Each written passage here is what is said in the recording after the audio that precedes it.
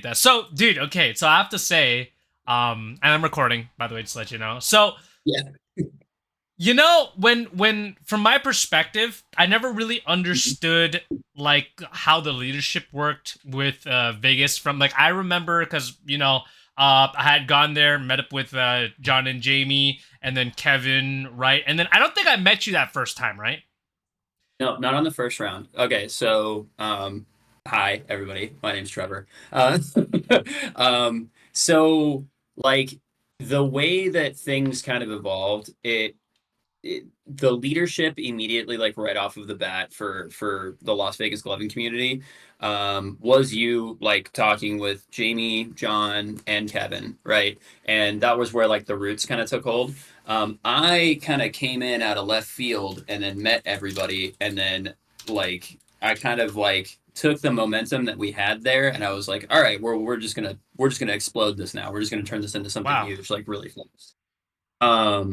So my entry into gloving, like I came in kind of out of left field, and then I came back from like a super big event. If anybody knows what lighting in a bottle is, Yeah. that was like my gloving awakening. That was my big thing. I had started gloving like prior to that point, but that was where things really kicked off. And then that's when I came home. I met Kevin, and then Kevin and I were just like, all right, we're making a competitive team. We're going to be making, LVGL. We're going to start getting people involved, start hosting tournaments, and then everything kind of exploded from that point outwards. So Wow. from that point on, it was mostly Kevin and I really pushing things for a while, probably for about the first year. And then other names like Desmond Cron and Nick Delgado, they started helping out with like the Global Gloving Network. So it was Hmm. us three really pushing for GGN for like a long time. And then leadership stuff kind of started changing roles once we got closer to the pandemic. So Michael Gobot, who you obviously just interviewed, one of my teammates, he really took up the reins and started being like the guy in Vegas pretty much from that point onward. But yeah, like there's like a whole ethos that gets this stuff started. So I figured we'd Yeah. have time to talk about all that. Yeah, dude, absolutely. Bro, it's great. This is awesome because it's like I feel like I genuinely, I mean, aside from like John and Jamie, and Kevin, right? I feel like I feel genuinely closer to the origins of it all because usually I'll talk to everybody and there's always like a level of generation that people just don't have access to, right? Which there kind of still is here, but then like we're getting closer to the beginning, right? And I love that. So sorry for the as far as introduction, let's give you a real introduction, bro. Trevor, please introduce yourself, team name, everything that you started gloving. Okay, so my name is Trevor Paul. My Glover name is Artisan. So FJ is our team, Finger Jive. It was like the only real like competitive team that's here. There have been other smaller competitive teams that have happened. It doesn't really matter because FJ is the best, so that we are just the biggest team. Um, Let's go. but yeah. So my entry into gloving, I guess we'll also say like I've been in the rave scene kind of off and on since like 2012. I'm like an old soul now, dude. We're so old. It's Dude. kind of crazy. But I got into like raving and whatnot kind of like secondhand. I had like a big group of friends that were in a rave family, and I was coming back to Vegas like once a year because I wasn't living back here full time yet. And I would always go to like little functions and stuff, and they tell me like, "Oh yeah, like you're part of a rave fam," and I'm like, "I have no idea what that means." And and I would see my friends in the background like waving lights in each other's face, and I'd be like, "Wow, like we really need to get it together. I don't know what's going on with us. What are we doing in the corners of these rooms?" And I had a friend come back my senior year to hang out with me for like a week before my senior year started, and I noticed him like doing the finger wiggles, doing a lot of finger rolls and stuff like that, and I would be like, "What are you doing? And why are you doing this in public? And please stop embarrassing me in front of like normal people in the middle of Missouri, dude. Like, stop it." And he was like, "Oh, dude, it's gloving," and I was like, "That sounds stupid. Like, what if you just didn't do that?" And so I kind of always saw it in the background. My first like going to a rave was working EDC 2014, and I saw a lot of Glovers there. I saw a lot of stuff happening in the background, and it never really clicked with me. I was just like, eh. And then 2015 rolls around, and I decide to go to EDC. It's my first rave ever, like actually attending a rave. And first day I go, I have a blast. I have like a really big background in like punk hardcore and like metal shows and all those types of things. So just like crowds and concerts just kind of like it was a natural thing for me. But I found myself not being able to do anything, and that was kind of frustrating because like I'm not normally like a dancer or whatever, so I was like I don't know what to do in these crowds. So I was in the back of the car, and one of my best friends, we were in her ex boyfriend's car, and he was like a big time Glover in the area. His name's Taurus Sampson, still one of like the true homies to this day, and he was and is still an amazing Glover. And I was in the back seat, and I just started like playing around, right? Like, and I'm still the guy at this point that's just like gloving stupid. This is like a dumb thing. You look like an idiot doing this. But I'm in the back seat, and I just start off with like basic, like just little basic tech stuff, right? Just to see if I could do something. And to this day, I'm so thankful for him for doing this because we were in the god awful traffic to get into EDC, and he saw me in the rear view mirror, and he turned around, and instead of like giving me crap about it for, doing this thing that I've said that was so stupid the entire time, he was like, "Hey, you're doing a really good job, but have you thought about rotating your hand like this instead?" And that triggered a 10-year adventure that I Wow. did not know that I would be going on. Him being supportive in that moment. Within the next 10 hours, I had basically like come up with like a 45-second routine. And I had just been doing like that to myself. And then a bunch of the people in my rave fam were like, "Yo, Trevor's gloving, give him gloves." And I was like, "No, no, no, hold on. I don't know if I'm ready for that." And like 10 people in my rave fam just gathered up around me and then just watched me do my little 45 seconds to Ganja White Night, I think was who we were listening Yo. to. And and I felt so happy, and I felt like I was able to express myself. And there's a picture of me with like a couple of my friends after the show, and I am just cheesing so hard. And from there, it was just like it took off. Dude. I Yeah. So it was really cool. That was like my entry into it. So when I was in high school, I was a soccer player, but I was also a cheerleader. So a lot of the movements, like the tough movements, like with your arms and like throwing your arms down, kind of came naturally for tutting, and that was like my real entry into everything past that point was just like tutting and understand like tectonic movements and stuff like that. I was not really a super big flow kid right off the bat, but that was kind of my entry. And so from there, all of my friends just started turning me towards all the resources. Like, "Hey, you got to check out these videos. Like, here's this guy named, like, here's Gummy. Here's this guy named Sharky. Like, all these dudes, right?" And I got really hooked on one of our close friends, Alex Renee, Cypher. Cypher blew my mind when I was like a baby Glover. I thought that he was the mecca, right? So I watch all his videos. I start getting to know all the people in Glover's Lounge and stuff like that, and I start having like a really good time just getting immersed in the culture. And then I go to Lightning in a Bottle, and the sponsored team that was there was Flo. It was Nick, Starlight, and then Alex, right? So Cypher was there. And I am geeking. I am freaking out. I'm like, dude, I got to talk to these people. I got to like get to know them. I gotta trade shows, right? And so I run into Flo first. Sweetest dude, so nice, like super nice. And I started asking him questions about like, "Hey, how'd you get started? How did things like work for you?" And he gave me a lot of advice on like how to like improve my stuff. Then I run into Starlight, who to this day, shout out if she sees this, you're amazing because she was like so stoked that she had come up with the idea to wear knee pads to lightning. And to this day, it was so funny. I was like, "Are you wearing knee pads?" And then she just looks at me, holds eye contact, and then just slams her knees under the ground and goes, "Yes." I And could she see was just that. so proud of herself. She was so proud of herself. And I was like, "You are the smartest woman I've ever met in my entire life." Like, I'm so stealing this from you. And then like the big moment happened where like I met Cypher. I'm like starstruck, like total fanboy moment. It was so nice. Like to this day, still very, very nice to me. And I really appreciate that because he was like so instrumental in forming like me as a glover.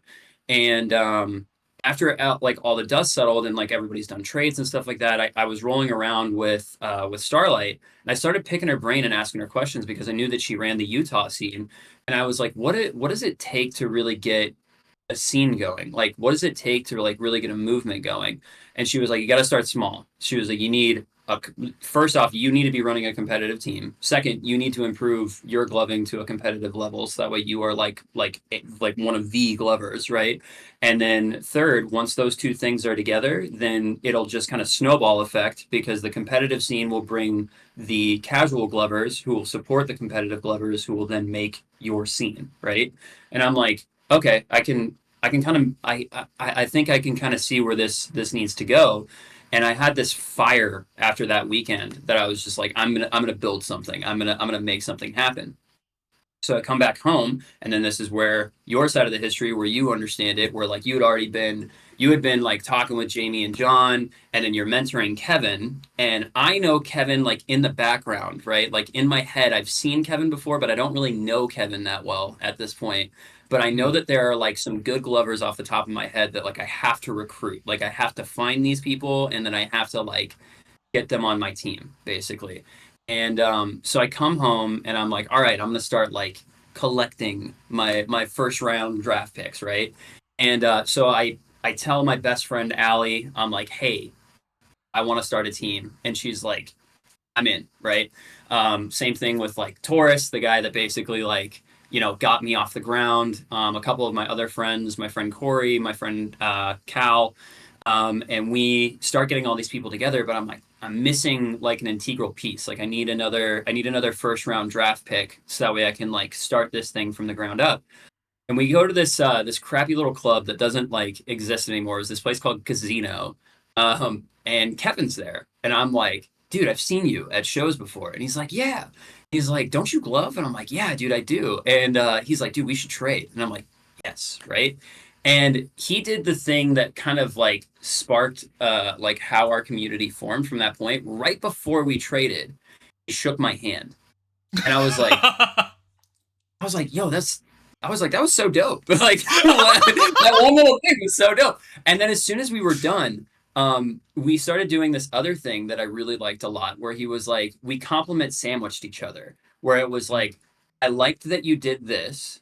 Here's a thing that we could improve on, but also here's a thing that I also really liked. So here's good. Here's what we can improve on. Here's what makes it better, right? And I was like, God, I love your energy. Like I love the chemistry that's here right now. Yeah.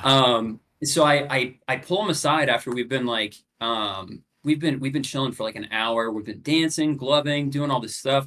And I'm like, dude, I want to start a competitive scene. I want to make Vegas like be on the map. Can you be that guy that does it with me? And he's like, dude, yes. Like let's just do it. And then that kind of starts a chain reaction where like Finger Jive starts, like we're spitballing names, we're trying to figure out things. Finger Jive, by the way, silly name. We couldn't come up with anything better. I like it, man. Like, I love the shirt, bro. like, all right. Well, because we were like digit dancers. No, DD doesn't sound good. DD, like, no. So we were like, all right, Finger Jive. Like, and then it just kind of worked. We liked the FJ thing for the longest time. There was like a meme passed around between the group where we just had pictures of like FJ cruisers, and like that was like we thought we were just gonna steal the FJ logo, and it just kind of like took off from there, right? So right before we start getting things rolling, I go to Hard Summer. Same year, 2015. I go to Hard Summer in Pomona, and I had put down an order for my favorite gloves that I still own to this day. Shout out Amazing Lights, even though there's some weirdness there. I picked up a set of Chroma 36s, right? And I was so stoked. I was like, I'm one of the 250. I'm so hyped on having the set. I still have them to this day. They're like right over there. And I was like, oh, dude, I'm gonna get to go to like a Friday Night Lights at the Pomona store or the West Covina store, right? And I was so stoked. And I was like, dude, I'm gonna get to meet some more people. I remember like notable names that were gonna be there, like Blunt, my boy Blunt, he's always there. Surge was there. So many big names were there, right? And I was so excited to go. And I go and pick up my gloves, and then like the Friday Night Lights was happening. And to this point in my exposure to gloving, I was like, I'm so stoked. I'm meeting everybody. Everyone's so nice. Everyone's so supportive. Everyone's like having a great time. And I go into the Cali store, and it's not like that at all. Like everyone is, everyone's looking for like their 5 minutes of fame, which was kind of jarring, and I didn't like it. Why do you Right? think that? Why do you think that people felt like that? I think that there was a really big wave between 2014 and 2018 where everyone was trying to be like, I'm going to be the next sponsored glover, which is Yeah, good, right? Like yeah, like hunger is good in the community, but I think that there was a separation between like where the competitive side of gloving was and like that exposure, right? And then like the community aspect of like just getting to know people, just getting to trade shows and like just like you might be a really good glover, right? Like you might have come up with some concepts that everybody's biting or like that you're sharing with everybody, or you might be the guy that like won an FNL or whatever, or won an online tournament, and that's all well and good, right? But you still have to be a person at the beginning. Like you absolutely. still have to have a personality and like talk to people, right? And excuse me, and I felt like that was missing. Like there were people that were there that had this ego about them that was just like I'm just kind of better, so I don't really have to like honor this small talk, right? And it's like, well, then what's the point of being a part of a community then, right? And I hated it. It kind of like put a sour taste in my mouth, and I didn't really know what to do about it. So I text Kevin, and I'm like, hey, I just went to Friday Night Lights, and I had a terrible time. I had an awful time. I did not have fun in the slightest. Um, and he was like, "Yeah, so you kind of got an experience of like California gloving." And I was like, "Yeah, no, it sucked. I hated it." And he was like, "Yeah, I don't want that to happen in Vegas." And I was like, "No, me neither. I literally don't want that vibe at all." And then we started talking about you. And we started talking about the Hawaii scene and how you had been mentoring John, Jamie, and himself. And a lot of the things that you had put into Aloha Nation and like kind of like put on a pedestal with I am. And a lot of those things were number one, being humble. Number two, having a sense of community. Number three, always being respectful, right? And we started talking about how we would want our ideal scene to look. And I was like, well, when you think about Vegas, there's a couple of things like culture wise, if you're not from Vegas, that are like really important. Number one, we're the ninth island, which is really important, right? We're the largest community of Hawaiians outside of Mm-hmm. the original Hawaiian Islands. Mm-hmm. Not for great reasons, if anybody knows history. But so that's like a big thing, right? Like aloha culture is like really, really big here. I'm a Hanai kid myself. Like I grew up with like my best friend's family.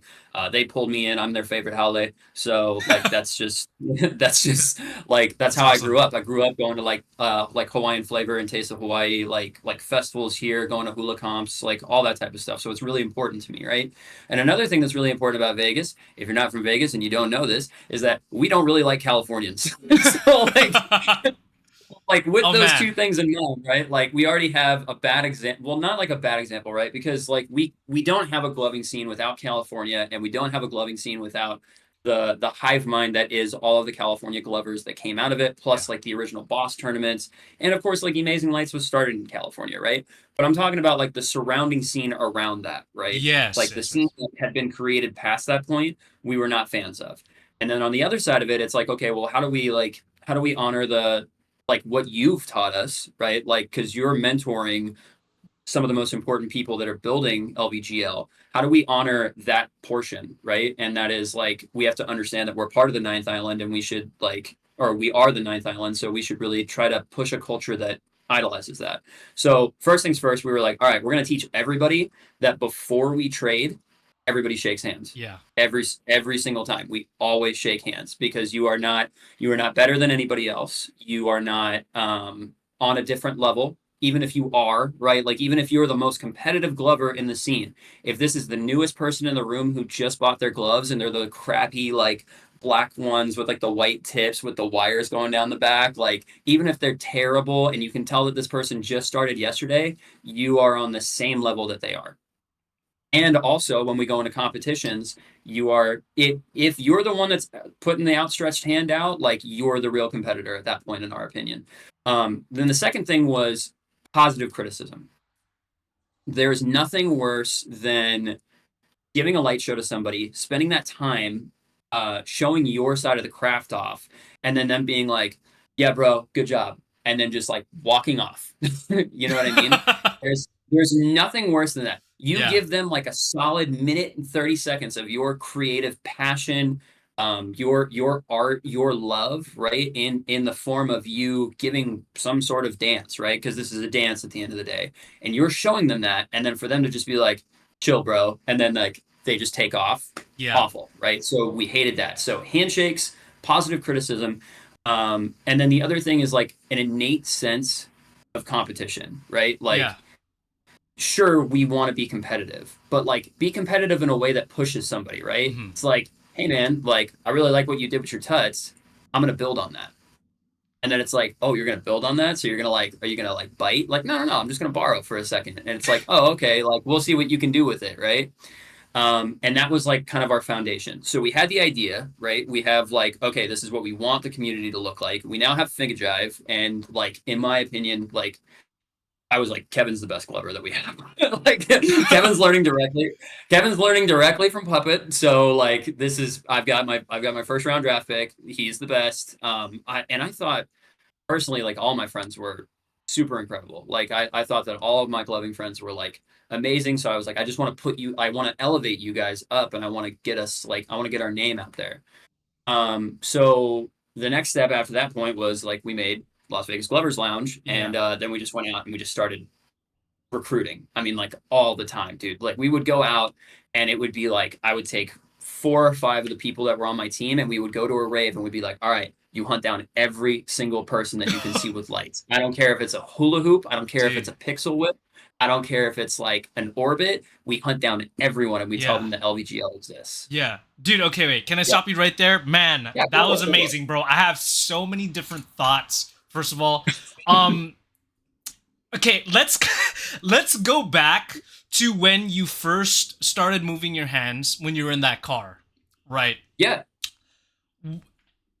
Cause I was the same way. I was like, okay, this looks stupid. This looks stupid. But then it's like a virus, bro. There's like a virus where like you see it, and maybe it's like an ego thing. I don't know. Maybe for me it was like an ego thing where I was like, man, I could do that shit. And then like you just start playing with your hands. Tell me, what do you think that was? Like, yeah, you saw your friends like, or yeah, was it your friends? I forget. But then you were like, you saw Yeah. them playing with their fingers, right? But then like here you are in the car, right, playing with your fingers. What do you think that is? It's an innate sense of curiosity. I think that's Yeah. what it is. Yeah. I am I think that what it was it was less about I can probably do that better. It wasn't anything like that. There was no Mm. ego in it. It was simply like, can I do it? Right? Yeah. Like, I've done stuff like this before, because like I said, I was a cheerleader, so like a lot of like the big like arm movements, like being Mhm. like tough movements, tight cinnamon roll like hands when you're throwing stuff out. I was like, I understand movement. I also understand timing. I played bass, right? So I was like, I understand Mm. rhythm, and musicality. So it was like, I could do this, Yeah, yeah, right? yeah. But there was like, but you know, we're playing something in the background. It's 2015, so music was music at that time, so it was all just bass. Right, right. Like, it's all just bass music. So something was just on in the background, and I was just like, how does he do this? Is Yeah. he? And I remember the movement. I was like, all right, I can be here, and then I can like open, right? I can open, and I was like, does it like connect like Right. this? Do I like rotate? Right. And what he told me when he did the thing, he was like, dude, you know what, you look like you're holding like a video game controller. And that made Mm. stuff like instantly make sense to me, because I was like, oh, video game controller. Like, Yeah. okay, here I have like this, I have the triggers on the back, you know, Huh. like I can move it, and it just clicked and it made sense like really, really fast. Yeah. So yeah, I don't know. I think it was just it was an innate sense of curiosity that got me started into it, and then it was curiosity that pushed it forward after that point. I had so many videos on my phone while I was like learning to glove of just like me putting my phone like right here and then just being in front of it and then just being like, all right, for the next 20 minutes, I'm just going to move my hands. I'm not going to try to think about what I'm doing. I'm just going to kind of move things. And when I come up with ideas, I'm just going to do it. I'm not going to try to retain any of this. And then I would sit there afterwards for 20 minutes and I would just watch myself Yeah. like and see what movements stuck and what looked good, what angles were good. And again, I think that's just curiosity, right? Like Right. you get curious about it. Will it work? Did you consider yourself an artist prior to that? Um, in some senses, yeah. Yeah. I think I still have my old portfolio in this Oh, closet of interesting. like stuff that I used to draw. I used to be like a really big like drawing kind of person. Painting, I was really bad, and I still am to this Mm. day. Oil pastel was like my only like claim to fame on art. I had like one art show that I had a piece in, and Mm. my mom still has it like framed at her house somewhere. But yeah, like I like art, and to this day, I still do a lot of like artsy fartsy stuff outside of gloving. I'm a big Magic the Gathering nerd.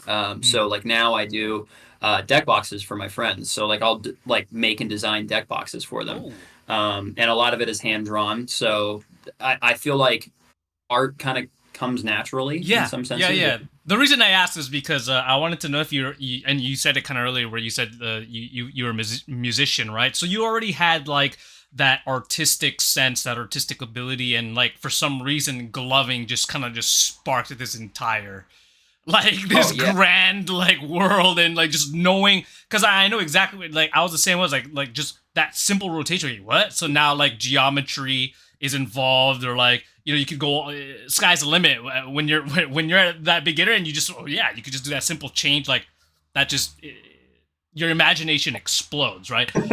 That's awesome, bro. So and I think that's a really cool story of part the origins of a community, because you were you it almost kind of seems like you wanted to spearhead the community, because there was really no official community, but you got into this art form, and all of a sudden like you had this fire, and you just wanted to make something happen, right? You just wanted I to make something happen, and like I think like it's so interesting to see that you had formulated, like you had like somewhat of a plan, like you knew what to do. Like, I'm gonna do this, I'm gonna go do this, and then it really wasn't until you met Kevin, right, where you have like a like a partner, like-minded individual, and then it blossomed into this entire thing. Granted, there was probably still. Do you think? Pri- I'm pretty sure this is not maybe a question I would have to probably talk to Kevin one day, but like yeah. the sessions that were happening, were there even like sessions? Do you know if there were sessions happening Yeah. prior to all this going down in the formulation of the Las Vegas Glovers Lounge? Yeah, so there was little stuff happening here and there. Yeah. So I remember that like prior to me going to Lighting in a Bottle, when I was starting to have the ideas about like wanting to form like a gloving team and things along those lines, Yeah. there's I'm a competitive person. Yes. I do like I like putting myself up against a challenge and like doing things, right? You know, I played soccer since I was like 5 years old. I played in Mm. competitive soccer and those types of things. So it kind of came naturally. And I remember talking to Calvin and Taurus, the guys that are on Finga Jive with me, Mm. prior to like Finga Jive really being cemented. They were talking about like, oh yeah, there's this hookah lounge that's like putting on a gloving competition. And I was like, okay, but like who's running it, right? Like I know that EL doesn't have a sponsor in Vegas, so like how official is this, right? Mm. I didn't end up going to that one, but there was another one where we have these caves out on like the south side of town, southwest like area of town, and they would have a bonfire on the inside of it, and they're like, "Yeah, dude, we're Sick. gonna have a gloving competition there," and I was What? like, "This is some Lost Boys level stuff." Like I'm down. So I like went and I took my gloves, and it was like one of the weirdest experiences of my entire life, because like we have the experience of like going through like IGL and online tournaments and like boss and things along those lines, right? Where it's like you and a person with a judge watching and there's a scorecard. We like rolled up to this event, and it was like you give the show to the ref. and like and like your opponent is just watching you. Like it's not a trade. Yeah. Like you're like wrist gloving to the ref, and I was like, this is the weirdest experience I've ever been through, and it does not feel like cool at all. And then the show got busted like by the Oh cops. They were no. like get out of the cave, and we're like, okay, Get out of the also cave. like like also like what were we gloving for? Was there a prize? I have no idea. It was just bragging rights, and it was cool because like later on, those guys, I remember those guys that were in the cave ended up being at some of our competitions later on, like our more official competitions. And I was like, hey, you're not gloving to the ref this time. Yeah. So, yeah, there were some events, but like Kevin and I ended up talking about that where I was like, if we want to be taken seriously as a community, we cannot allow that to go on any further. Like it has to be official. We need a venue. We need this to look like what an FNL looks like Right. in California. So that was kind of our thought process was like we got to improve on this and make it better. Yeah, no, that's so cool, man. Like I always wonder, or well, I'm curious now as to why there was never ever a Vegas sponsor. Like everything that you're talking about, like that mindset, right? That's like perfect sponsorship material, in my opinion. What? Why has there? Wait, maybe I'm wrong. Has there's never been a Vegas I amazing think there's sponsor? been so there was one person that I know that was like officially sponsored. So it was one of my teammates, Christopher Duke. Um, Glover name is escaping me right now. But yeah, Chris got sponsored. I'm pretty sure it was either through I think it was through FL. I want to say he was Oh, I sponsored through see. Yeah, yeah, but yeah. but for EL it was tough. Like we really couldn't get any traction for the first little bit of time. And once GGN started, like we were all chomping at the bit because Mm. like okay, so Kevin at that point was like kind of moving on to college and doing his thing now because I mean like dude's having a great time. I mean, I'm sure that you still talk to him at some points. I mean, he's like a dentist and he's got his wife I and everything's actually, great. after like maybe 2015, 16, he basically like put himself out of the scene, and I never actually got to talk with him since.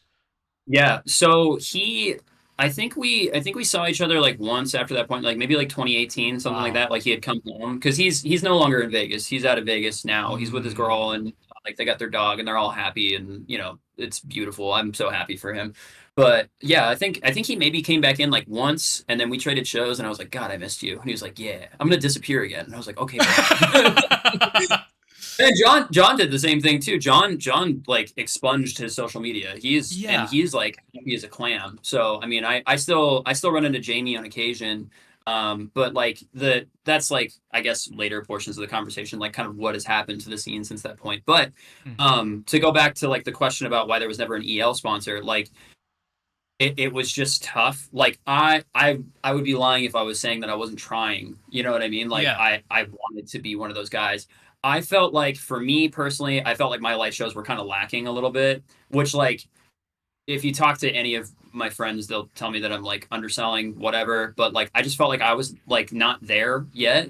And then like the GGN program started and I was like, "Oh, well this is probably it, right? Like this is my entry." And then that kind of got a little rocky because we were having some leadership like disputes on the GGN side of things.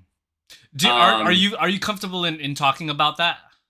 No, no, no. Oh Like yeah. everything's fine. Like to this point, like we're good to talk about all that stuff. So I mean, like I guess like natural progression is like from the point that Kevin and I get things rolling. I start hosting the first like legit tournaments that we had. The first legit tournament was at Sunset Park.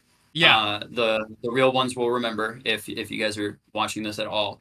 But it was like I think we had like 16 competitors, like perfect amount of people to do like one Yeah. single elimination to go through it. Yeah. Yeah. And so I was like, I'm not going to compete in this. I'm gonna step back, and then also I'm fronting all the prize money because we had no prize support. So I put up like the cash prize, and then we had like extra like gloves and batteries and stuff, and we just like I funded the whole thing, and I put it out there. I was like, listen, I want you guys to compete. I want you to go hard, right? At this point, LVGL is at like 100 people, something like Mm. that. So we have a whole bunch of people RSVP. We put out 16 competitors. We meet up on like a really brisk night in like fall at Sunset Park. We have a great time. We crown a winner. Everyone's like, "This was great," and I was like, "We're gonna do it again. We're gonna do it Who again in won? spring." And they're like, "Dude, I think the first tournament was the Jordan. It might have been Jordan. I can't remember off the top of my head. It might have been John. But yeah, like I remember like we had all the FH kids and the FJ kids, and then we had a bunch of guys that like weren't affiliated with a team yet. So we had two teams in Vegas. We had FH and we had FJ to start off with. FH, I was on both teams.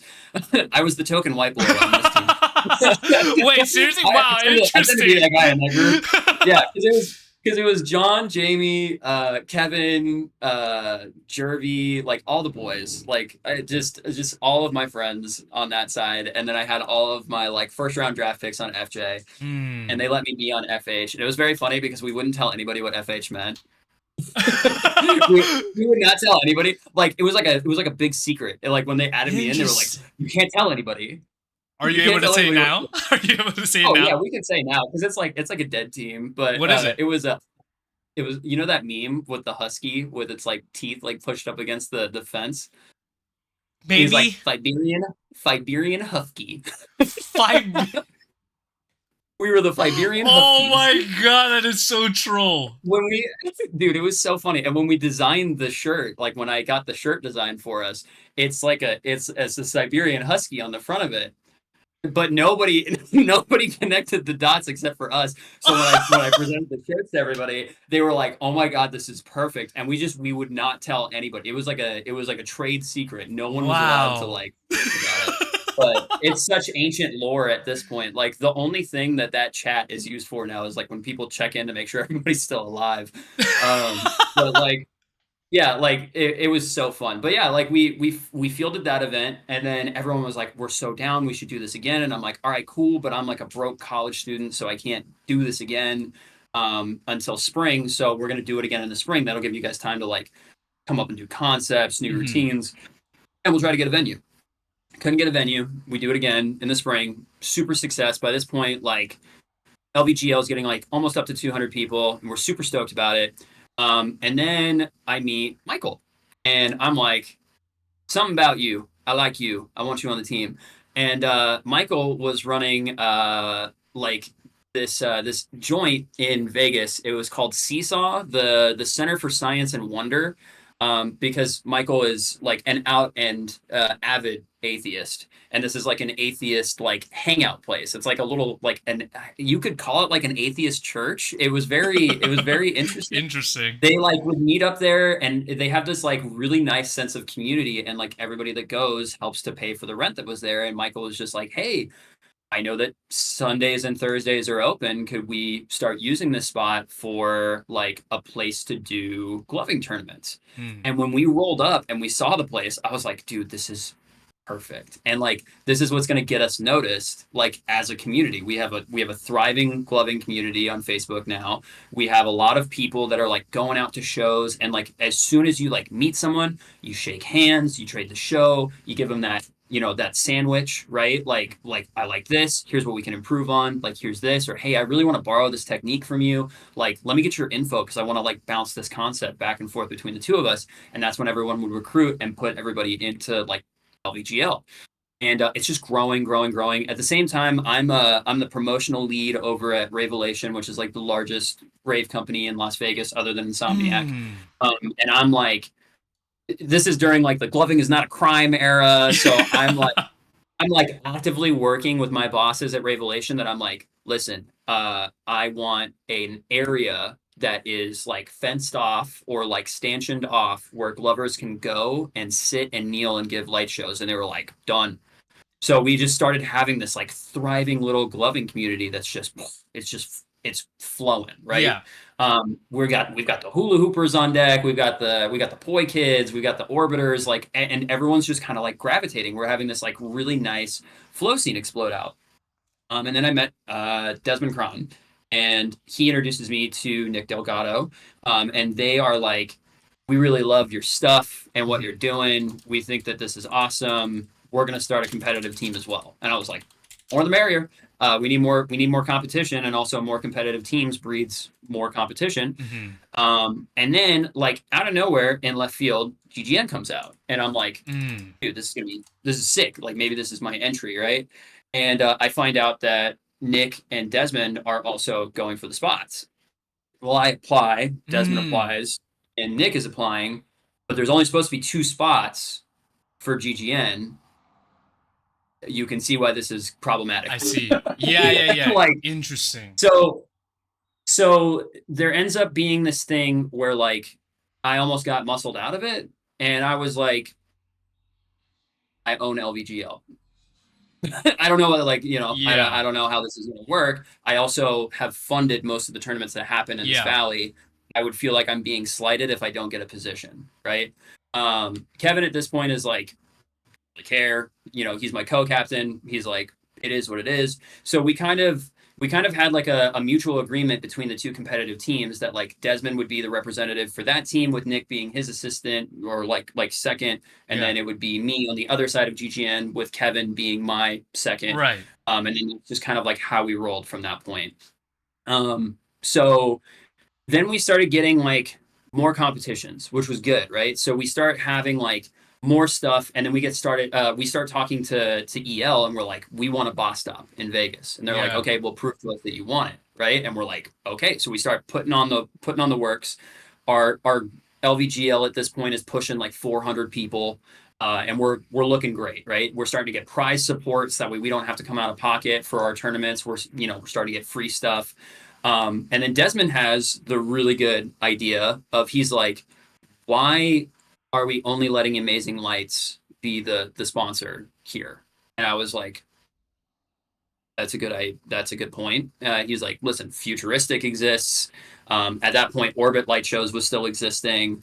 Mm. We have LED. I think LED was out by this point. Yeah. So yeah, so he's like, what if we make Vegas a neutral ground? And I was like, I'm a leftist socialist. I'm completely okay with that. You know what I mean? Like I want everybody to have a fair chance to push their products here, and also I want Glovers to not feel like they're pigeonholed into only buying one set of products. Yeah. Also, there was a lot of stuff happening with Brian Lim. Right. We don't have to go that deep. We Yeah. already know the history. So we were trying to keep it as open as possible, which was counterintuitive to the GGN program. And Ooh. yeah. So Vegas was getting a little wonky. Like we were getting a little mixed up. We were getting a little lost in the sauce for a second. But what was cool, like stepping aside from like the drama that was happening on that side, was that the GGN program opened us up to our neighbors in Phoenix. So I know that you talked biometric already, but like Ruel and Anthony Knight and Bio, like all those guys ended up meeting us in the chat, and Desmond and I were like, neighbors, what's up, dude? And they were like, dude, they were like, we've heard about your guys' tournaments. We're coming to one of your tournaments. And we're like, done. Like, get is out here, is right? is this the GGN chat? Yeah, this is Oh, in the gotcha. GGN chat. Gotcha. Yeah. So we're in the GGN chat, and we're like, come on out. And they're like, same thing, come to us. We're going to be putting on tournaments. And we're like, done and dusted, right? So then that started this like marriage between Phoenix and LVGL, and we ended up becoming like sister scenes, and it was super Wow. cool. I really love that time in like LVGL history, because it was like nonstop, that like we're going back and forth to each other's functions. And then like we're in Vegas, so Vegas is always just like a holiday stop now. If somebody has a weekend off or whatever, and for people in Phoenix, that's like a really easy drive. Same thing for like people in LA. Like we're just like the perfect marriage of distance and fun things to do, that people would just be like, yo, and they would drop in and be like, hey, can you put me into the LVGL chat so that way I can see who's available? And I'm like, done.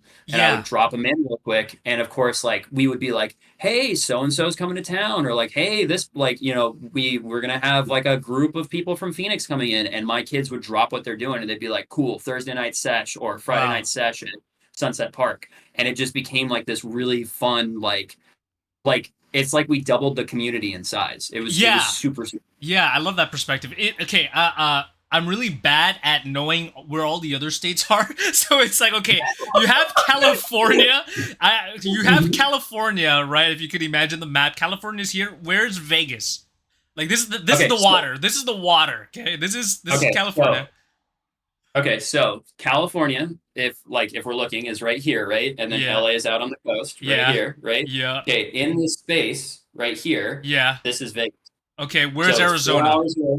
And then 4 hours away from Vegas, and then here's the brick that is Arizona right next to it. You're right Phoenix at the is right middle. here in the center of the state. So Wow. we're 4 hours from everybody. Like living in Vegas is a very interesting thing because you're always 4 hours from everything. You're 4 hours from the beach. You're 4 hours from the mountains. You're like you're like 4 hours from everything. And then also when you're in Vegas, you're 20 minutes away from everything. It's a very interesting place to live. Yeah. Interesting, bro. Yeah, no, that's so cool that it was almost kind of like just the central place because when I was talking to Michael, right, he was talking about how some guys in California would enter the Vegas comp, right, but then there was also this like what you just said, like this bond within the Arizona scene. So like that type of, you don't really hear that story often where because of Mhm. just location all these people from different states can just meet somewhere, and I think that's very special. So a lot of the drama, right, was mainly because of the GGN system, and having, because obviously if a company wanted to sponsor a competition, right, having, let's say, futuristic lights on there would not be beneficial for Amazing, because Amazing runs the whole GGN thing anyway. Okay, so like, what actually was there a divide in the community? Really, did it really get to that point? Was there like arguments in, okay, yeah, but like let's just host both, let's just have both names on there? What was actually the solution to all that? So what okay, so here's what we were doing in Vegas. We were asking our members in town, what kind of whites do you like? And they would be like, oh, dude, I love red tags, right? Or like, hey, I like Keck golds. You know what I mean? Yeah, Or you're like, when you go and order something from Amazing, what are you ordering? I'm only getting batteries. I don't like their whites. yeah, I don't like their tips, or like I'm just not agreeing with like their programs, whatever, right? Like whatever it is. And we would take stock in that, and we were like doing legit research, like between like Desmond and me and like a couple other people. We would go out and we would ask people, like we would be like, what, like if you could have like if you could have the sponsor for the tournament, like who would you want? And like it was always a mashup of different companies. Like people that didn't really care about the politics were like, Amazing's great, right? But people on the other side that hated the politics but like loved the up and comers, like I'm forgetting the name off the top of my head. Was it Luminous Kingdom that he does all the bulbs? oh, VK, Visual Kingdom. Visual Kingdom. There you go. So Visual Kingdom, like we had some guys that were like, I only like Yeah, building my own sets, and I like that old school feel. I wish Visual Kingdom could be a sponsor. And Des and I, when we would sit and we would talk at GZ, like it would be Des, Nick, and I, when we would sit at GGN meetings and we would talk about like, okay, picture we have a boss tournament and we have a banner, right? And it says like LVGL, boss stop, like whatever. Do we want that to only say Amazing, or do we want that to have multiple sponsors on there? Because we started thinking about like let's say you go to like a skate competition or a BMX competition or something along those lines, right? Like you're gonna have like the big sponsor that sponsors the whole event. But yeah, like out on the wings, you see like multiple different little yeah, sponsors. And then like also you have like the tents with like multiple vendors, right? It's not just one event. Like it just doesn't make sense business wise yeah. to only have one sponsor. And so that's where we were kind of like, Vegas should be a free place. And also, we were all Fallout New Vegas fans. Of course we were. So like Mhm. the thought process of like, like the Mr. House trying to stay free in the middle of like NCR and Kaisar's Legion, right? Like we're like, nah, dude, like we can kind of be Mr. House. We can kind of be a little bit free. Like we can let people come and go, but nobody should really rule this place except for us. So that was like the thought process, was like, okay, we want to make this an equal playing field for all parties involved. And I remember Desmond had like a really really good relationship with Jared from the LED Future. No, gloves. LED. Yeah, he had a really good working relationship with Jared. And so when we would be like, "Hey, Jared, we're getting prize support from EL," Jared would be like, "Okay, cool. Here's prize support from us too." And we're Wow. like, "Okay, now our competitions look a lot better because it's not just like, hey, first place gets a set of gloves and second place gets some whites and some bats and then third place gets like a sticker." Right now, it's like, hey, first place is getting a set of atoms and second place is getting like whatever crappy glove set that EL sent to us, and then third place is getting a refresh recharge. Yeah. So now it's like, oh, now I really want to compete hard. Like I don't want to just come in fourth. You know what I mean? Like I want to win, and that really kind of changed the competitive side of things up for us. However, on the other side, Amazing took notice of that, Right. and we ended up having a meeting during EDC with Brian Lim, and he was like, "So I mean, like, I think it's kind of like it's been years now to this point that we can kind of talk about it like openly. Like GGN was basically like the insurance scheme, right? Like that's Mhm. what it felt like. Their thought process was Yeah. like Yeah. prop up some really good glovers in an area, have them create a community, have them create like a buyer's market basically, start giving them products, have them sell that product until they can get enough money to where they can start a brick and mortar business. And now Amazing has stores all over the country. Yeah. Yeah. Cool, like good idea and whatnot. And we were wise enough to look at that. Like Nick and Desmond and I were all business minded and business savvy, so we were like, we get what you're trying to do. We just don't want our brick and mortar business to be only Amazing Right. Lights. Right. Like we want to be able to sell all products because more products means more selection, means more choices for the consumer, which means more money being brought in. Yeah. And they didn't really like that. They were like, no, like Dang. this Wait. needs to be So like that conversation with Brian Lim, like, what did that conversation? What was that conversation like?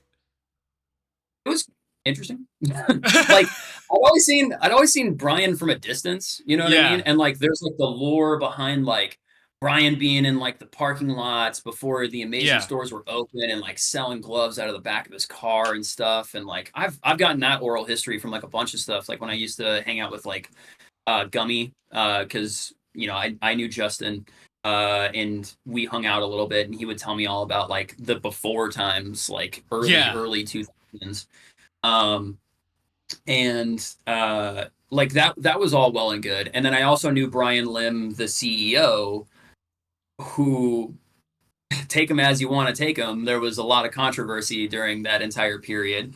I knew that side of him. And then like we ended up getting to talk to him, and like it was kind of a cool moment because it's like you're a person I've seen on Shark Tank, right? Like you nailed an amazing, incredible deal. And then also at the same time, like I know you as this other person parasocially. And it was like I don't know how I feel going into this conversation because I feel like this feels odd. Like feels weird. And then also from the side of like the guy who always wanted to be sponsored by Amazing Lights, it's like, do I want to impress you right now? Like, do I like Yeah. what do I need to say? Like, what it was such a conflicting like internal feeling to go and talk about this, but I also knew why we were going to be talking. It was because the topic of the conversation was we should be pushing Amazing, and we were Right. like, no, we want to push everybody. So And I what ended up remember happening? we went to go get drinks at Luxor. Yeah, because we had the Luxor pop up shop there, and then they wanted to talk to us because we're like the hosting community or whatever. He gave us a he gave us a hat, which I still have to this day. I think it says like under the electric sky. It's literally in this closet. But he was like, "Yeah, you guys should have these because like it was before Amazing Lights or before Insomniac like trademarked the under the electric sky thing. So it's like a Hmm. one of a kind thing." And I was like, "Okay." Free stuff, like why not? And we took that, and then I remember us having a conversation about like that specifically. And then it just didn't really like seem like it was going anywhere. Like we kind of had the conversation as a group prior to going in, where it was like Nick, Desmond, and I, and they were like, "We're going to approach this," because they actually had like a business license where they were like selling Wow. loving stuff, right? Like Yeah. they were starting the business, Yeah. and so Nick and Desmond like turned to me and they were like, you don't really have a stake in our company at all. So like, don't talk business. And I was like, I don't care about your business. That's your business, literally. I am here for the community. Mhm. So, like, my thought process is whatever is good for LVGL, I'm going to do for LVGL. So, if if he offers us something that is good and he asks for my opinion, like, I'm going to tell him yes. If he offers us something that's bad, I'm going to tell him no. And it mostly just kind of was like a conversation about their business and their thought process with like wanting to keep this like an open area. And like I think he asked me like once or twice like what my opinions on things were, and I was just like, "Is what it is. Their business is their business. I'm just here for the community." And then yeah, it just kind of seemed like support for us kind of tapered after that conversation.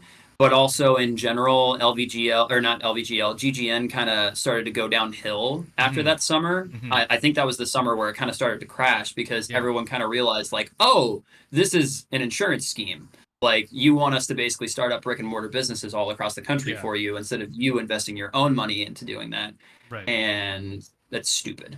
Right. So Do you think because yeah, I think that Desmond and Nick character is really interesting. Do you think were they both repping futuristic lights? They both rep futuristic lights, right? I think. Yeah. I think they were reps for them. I think mostly it was LED. LED was like a big one for them that was like really Mm. backing stuff that they were doing. Like we would get GGN packages and stuff like that, and then Desmond would have like this, dude. Like this is actually funny. We both were at the point where like we had so much stuff that we would just buy these like gigantic like toolboxes, Holy and they would just crap! be like filled with and like he had one and I had one, and we would be like, okay, cool. Like this is just like before we would go to raves, we would just pack up on like whites and bats and casings, and because we had so much crap, and we're like, we need to distribute this like Dude. amongst the community because we have too much stuff that it's like this isn't even prize support anymore. We're at the point where this is like stock. And I was like, Bro. I don't work right, and I don't work for your company. Like I know that you guys have like your stuff that you've bought, but the stuff that's come in for free, if we're not holding competitions, we need to go out and we need to give this stuff out. Yeah.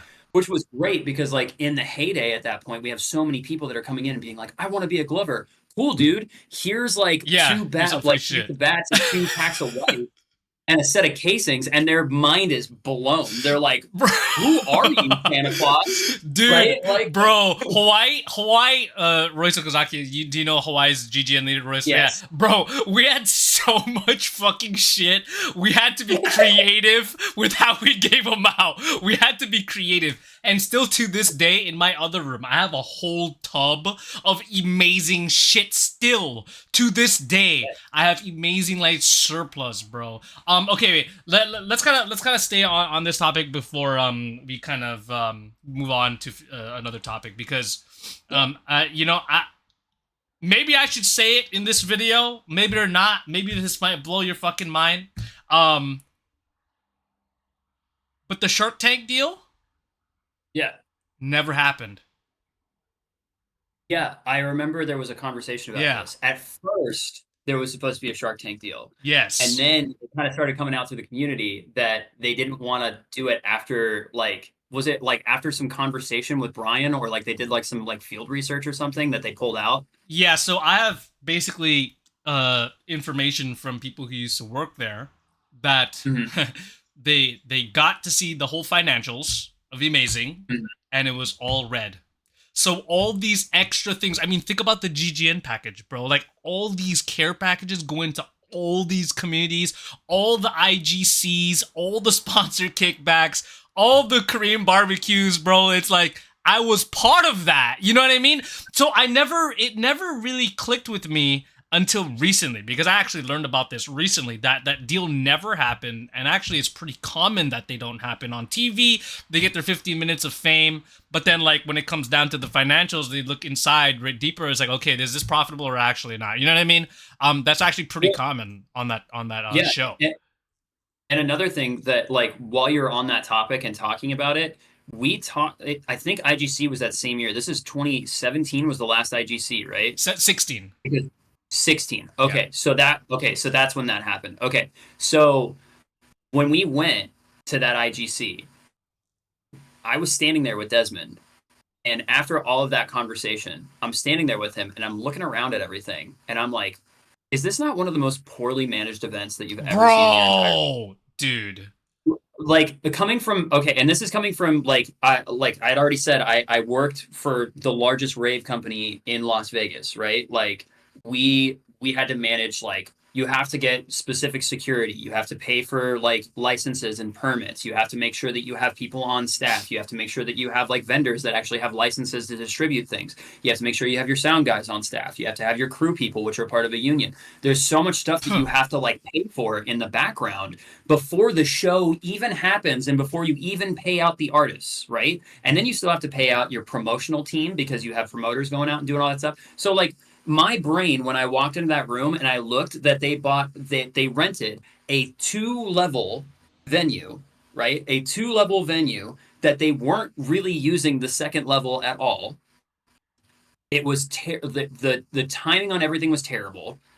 You let Glovers be MCs instead of just hiring a professional MC that could like hold us to a time limit. Yeah. And then every person that I knew that was like some level of like important at Amazing was just hammered, like just out of their mind. And I'm like, this is a shit show. Like this It is so was bad. it was really poorly ran. Like I believe we're there in the morning, and it really like people you're waiting like 4 hours for your next match, or some stupid Dude, shit like that.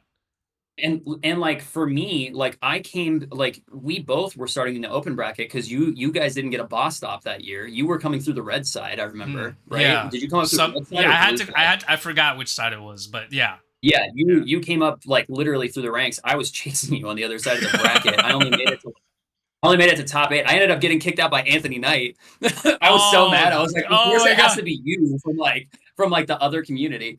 Yeah, yeah, But yeah, yeah. like I just remember going through those events and it's already so stressful to be competing, right? Like you're already like in that mindset, your adrenaline's up, like your Yep. sympathetic nervous system is just shooting off Yeah, adrenaline yeah. constantly. And now you have to do that for like 8 hours because we can't get the timing right. So your body is just exhausted because you're exhausting every like hormone that you have. Mhm. And you're like, dude, I'm so tired and I just want to go to sleep.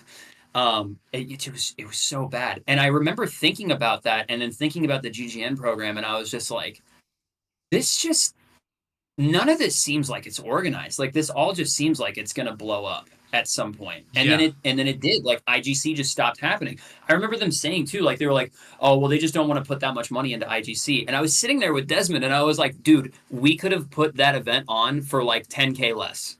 Like Yeah. between the three of us, like between Nick and Desmond and myself, like we could have asked people in our own like working lives who work businesses to help us plan something in a way that would not lose them so much money. But like we're never gonna have that conversation, right? And I mean, like, of course we're three people on the outside just like shooting it off at the mouth. But like I'm glad that you kind of like vocalized that like IGC was just like a money pit for them because it like I was looking at it, I think somebody told me it was like 30K for that That's the event, and that's I the was like, number that I heard too. It was like 30K. yeah, and I was like, you guys spent $30,000 on this. Where? Like what? Yeah, Like bro. what do you mean? It's like 30K, and like people are like walking in during my Swiss round, man. Like literally Right? two girls like when I was this is my like second Swiss round. Two girls drunk, by the way. They're like walking in their high heels and they're like stepping right in front of me and the my competitor up and like right in between. And guess what? They had to score it. And then so like I'm like, what the hell? Like, can we have some kind of barricade? It's interesting because it felt like in terms of space, that IGC felt smaller than the year before. Like the stage, Yeah. like the venue, like just the amount of people. I don't know. It's something about it felt smaller. Um, Yeah. and maybe It's that was a because clue. they spread it out too far, but then the venue was still like hemmed in because again they Yeah, rented a two-story venue yeah. and didn't even use the second floor. I So never everyone even was knew just there was a second floor. yeah, it was right above it. There was like stairwells on the outside, and then like I remember someone saying like, yeah, there's a second floor and it's kind of rented, but like we're not letting people up there. And I'm like, then What's the why are we point? at this venue? Was it like esports What? arena or something? Was it esports arena? Yeah, yeah. It was like an esports arena, and then like the stage was like really nice, and like we had a lot of like really cool stuff. But it, It might have I been felt for the so visual, you know. It might have been yeah, just and to brag that we did an esports arena. I felt so bad for Materia. He was trying so hard as an MC, like that day, like for the first set of like Swiss rounds. He's just like trying to yell at people to like get to their spots, Dude, and then he's like, I remember. and I'm sitting there and I'm like, dude, I feel so bad for you, but also just start the round. Just disqual these people. We Yeah, have 256 person brackets going on at the same time, or whatever it was. It was like 256 people in the open.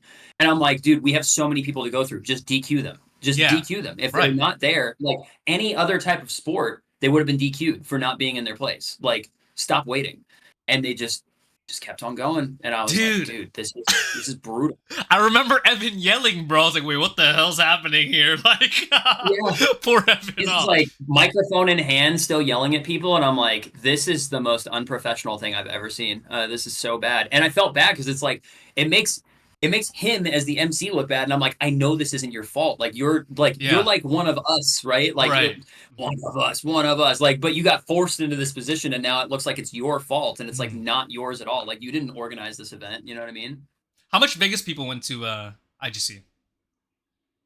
It was me, Michael, uh, our one satellite member who, other than Kevin, like because Kevin moved away, but we had one satellite member to this day that still lives in San Diego. His name's Jacob Arroyo, Syntax. If you guys have ever seen him before, he's one of the greatest glovers I've ever seen in my entire life. Um, yeah, so he was there with us, I'm pretty sure, and I think Byron, one of my teammates, Pup Pup. Hmm. I think he was there as well. But yeah, oh yeah, it was. It was because Byron and I drove to IGC and he didn't have cruise control, so I had to be pedal down the Mhm. entire time. It was so brutal. I Yeah, hated it. one of the Um, conversations that I had with Michael was that um at least from my perspective, and maybe this is just a case of me not paying attention, maybe, sleeping because it's like I watch so many light shows, I'm in the lounge all the time that, like, you know what I mean? Like there was a point where I just kind of stopped paying attention. But yeah, we had this conversation where it felt like Vegas never really got the light shed on them. There's not really a lot of talk about Vegas Glovers. Maybe it was just, maybe it was an individual thing where like maybe Vegas Glovers didn't want to put, because like you're not gonna have a cameraman showing following you all day, plus there's no real sponsor there to get that highlight, right? Why do you think that is? I think there was a few things going on in that like ethos problem, whatever, right? Like we started a community that was separate from the way that things were running in other communities, Yeah, which was like we're going to be really respectful to each other. We're going to build each other up, and we're going to yeah, focus like on being competitive by not being competitive. You know what yeah, I mean? Like right. focusing less on winning competitions and focusing more on improving each other. Hmm. And this was a problem that we had when it came to starting to sponsor boss stops in town.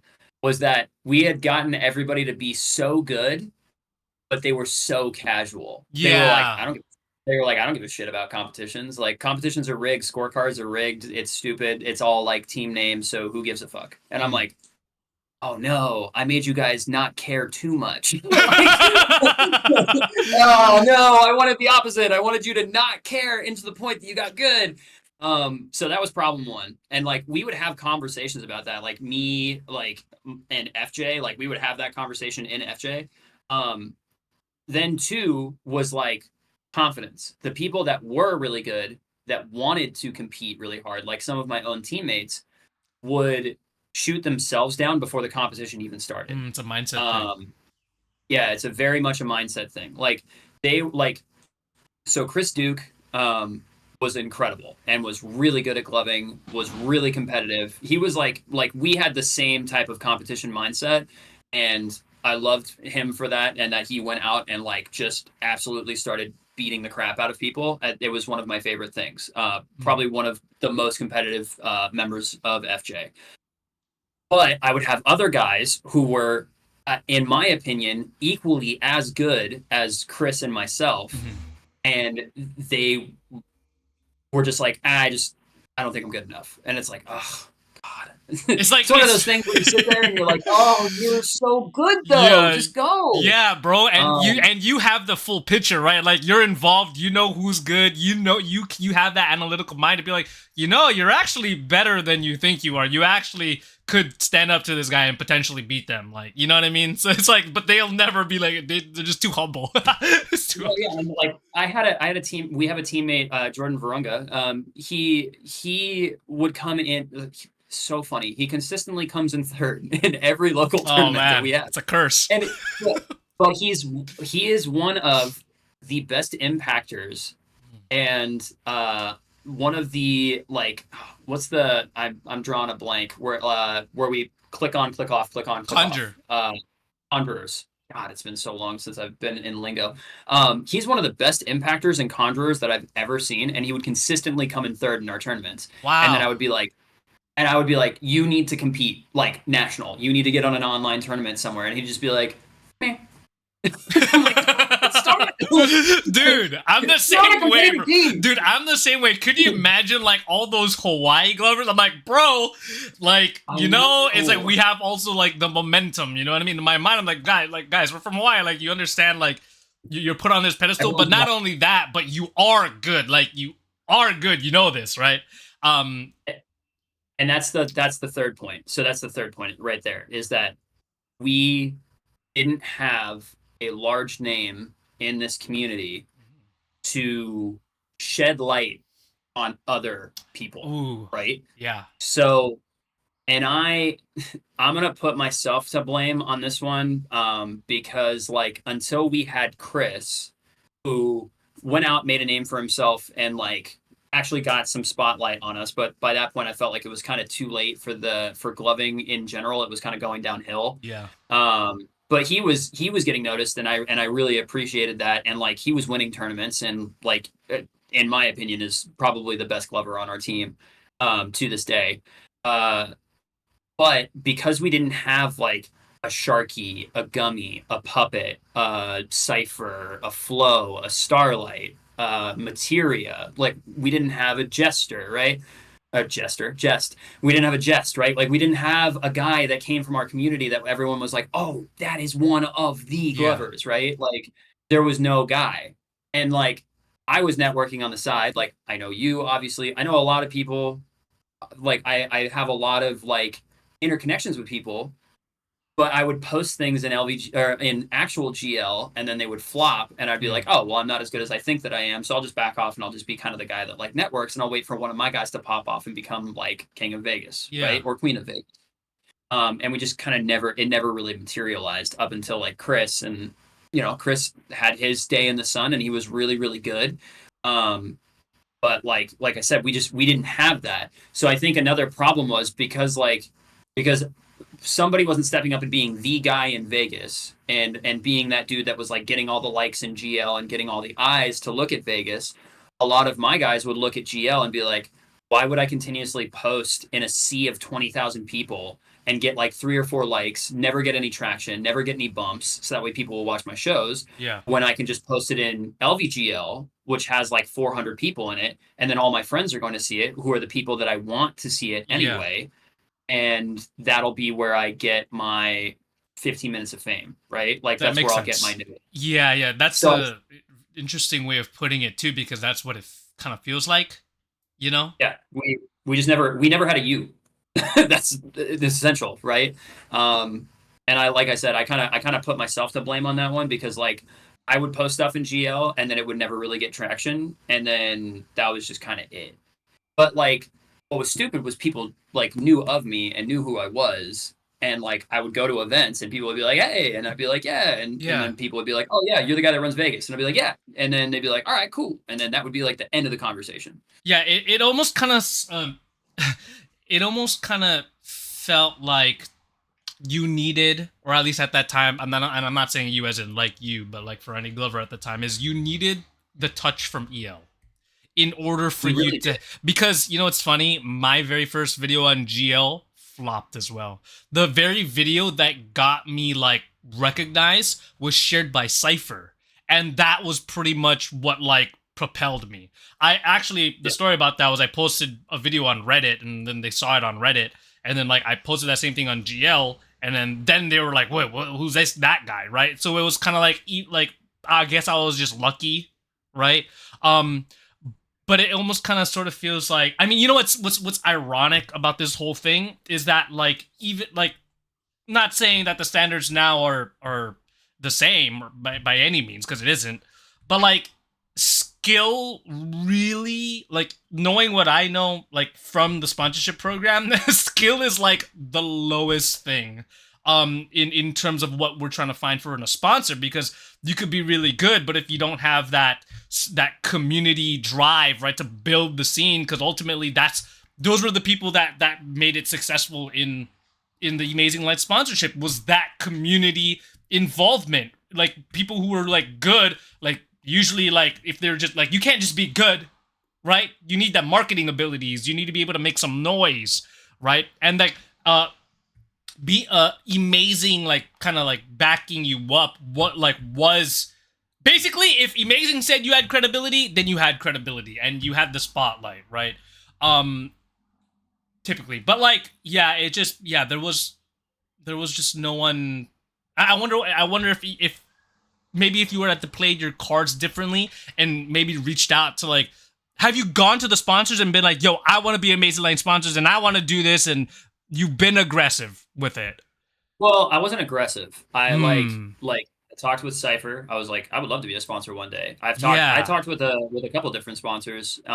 Like I made it known that I like everybody wanted to be a sponsored Yeah. clubber, True. which was like the problem with California. Like that was the problem with me going to the West Covina store. Was like I went in there and it's like everybody wants to be a Right. sponsor. Right. Right. Oh And it's man. like, and that's why I hated that energy. Like I was like, everybody wants their 15 Yeah. minutes, and it's like I get it, but also at the same time, like okay, I had a conversation with Gummy one time where he was talking about his first boss win, right? Like Yeah. ever. He was like, yeah, I won it, and I felt incredible, and it was amazing, and I felt like I was on top of the world. And he was like, I called my partner at one point, and I was like, babe, I just won boss, and she was like, cool, can you pick up cat litter on the way home? and and that was like, I was like, dude, that is like the perfect way to put this in perspective, because I had that conversation multiple times with people like in this scene where it was like everyone is chomping at the bit to be the coolest guy in the ring of nerds. Like we are all just a bunch of weirdos that put lights on the end of our fingertips and wave them in the faces of people who may or may not be Yeah. on illicit substances, right? Yeah. Yeah. Like Yeah. we're not that cool at the end of the day. Like you Yeah. can be the coolest kid in this group, but you're still a nerd. And like to this day, this conversation that's happening right now, I have a like I'm supposed to be hanging out with somebody later, and they were like, "Hey, do you want to hang out at this time?" And I was like, "Oh, I can't. I'm being interviewed for something." And they were like, "What are you being interviewed for?" And I was like, "Oh, I'm helping record the oral history of like the Las Vegas loving community, because like we don't really have a way to document this stuff, so like we have to like kind of pass it down by word of mouth." And she was like, "That is so lame." I was like, "Bet." Man, that Thanks, just shows thanks. you. That just shows, man, where we really are. Like that just shows the at the end of the day, like how far has gloving actually gotten, bro? Like, What and I like and to this day I love this hobby, right? Like I yeah, catch myself like I don't glove as much as I used to. I would love to get back into it, but like I'm really busy. Like right now absolutely, I'm in paramedic school, right? And yeah, I work on an ambulance 3 days a week, 12 hours a day. So it's like there's not a lot of time for me to just kind of do right, extra stuff. And right now my big fixation has been like Magic the Gathering. I'm a competitive Magic player now, so I play mm, comp EDH. And like that kind of takes up like a bulk of my time, but there are still times where like I'll be on the back of the ambulance and I'll just kind of like still start teching and like just kind yeah, of tech for a little bit and just see if I still have the motions. But like I remember recently I went back to San Diego to go to a rave with Syntax, mm, Jacob Arroyo, and he was like, hey, bring your gloves. And I was like, all right, bet. And I just got like a wild hair and I was like, let's see where my favorite pit of despair, GL, is at like right now, right? And I went in there and I started watching, and I was watching all these people do these like insane cluster concepts, and I'm sitting there. oh No, no, just no. I'm yeah, I'm just gonna. And like it was a weird moment because like I remember trading with Link at Lightning in a Bottle 2017, I want to say. It might have been 2017. I was trading with Link and I remember looking at Link's style and I was like, "Man, you are so stuck in 2014, right?" And like it was good though, but it was good. Like it was smooth, it was clean, but it was like you don't care about anything that's happened within the last 4 years of gloving. And he was like, "Nah, I just do my own thing." Hmm. And then I gave myself a light show and I was like, "Oh my God, I'm so stuck in 2017, dude." Like, I have not come up with any new material at all. Yeah. It's all the same. Dude, when So did you yeah, stop? When did you actually like the officially pandemic. stopped? The pandemic. Oh wow. So so like 2019 was like an interesting year. Yeah. I went through like a major breakup. I left Vegas for like 6 months. I went to Wyoming to go like work at like a resort in a town of like 300 people. I was a bartender up Mm. there with one of my best friends. And like I brought all of my stuff with me because I was like, maybe it's Wyoming, so not a lot of hope, but like maybe there's like a random rave in like Cheyenne or like Denver's only 4 hours away. Fort Collins was only like an hour and a half away. So I was like, I'll bring my gloves and we'll see what's up. And my best friend, Corey, she also gloved. She was the person in the front seat. Like her Mm. ex-boyfriend was the one that like got it started, right? So like I was like, maybe we'll get bored and we'll just be on a mountaintop and we'll just trade light shows, right? And I started to feel myself weighing on it little by little. And Michael was still trying to get me like to like really get the scene to go again. Like he was like, we should like meet up and we should get the team together. And I'd be like, yeah, no, like I'm not gonna. I'm in Wyoming. You know what I mean? And then like I came home in October and there was a lot of talk about like getting events going again. And I think EL had folded by this point. Was it after the pandemic or was it pre-pandemic that they folded the gloving side of it? That was like 3 years ago, maybe two, three. So it was I think it so it was was like three. post-pandemic. I think it was like 3, 4 years ago. Yeah, post pandemic, I Yeah. believe. Yeah, so they folded the EL side and then they just kept, I Heart Raves or whatever. Yeah. But I remember like October, we were there, we were talking about like doing meetups, team stuff, and then it didn't happen because the holiday season was happening, and I was like, I'm not trying to restart anything while the holiday season is happening. And then it was like January, we put plans in for like March, April, and then February hit, and it was like, boom, everything's over. And at that point, it was just like survive, right? Like I was working I was a critical worker or whatever we were calling ourselves at the time. Yeah. So I was working 6 days a week because we had like Wow. little to no staff because everyone was just getting sick Right. all the time. And I just had no time. Like I was working in an electrical supply warehouse, and we were only still in business because we had medical grade equipment. So like that was it. And I Wow. remember being in like the shop area, and when I would have nothing to do, like I would put on music and I would like glove to myself or whatever. But I started to feel that slowly weighing away from me. And then when things started to open back up, the teammates were like, "Hey, let's get together and glove." And I was like, I don't know about being 6 inches away from your Yeah. face and breathing the same air. At that point I was still staying with my parents because it was the pandemic. Nobody was trying to move out, and I just moved back to Vegas.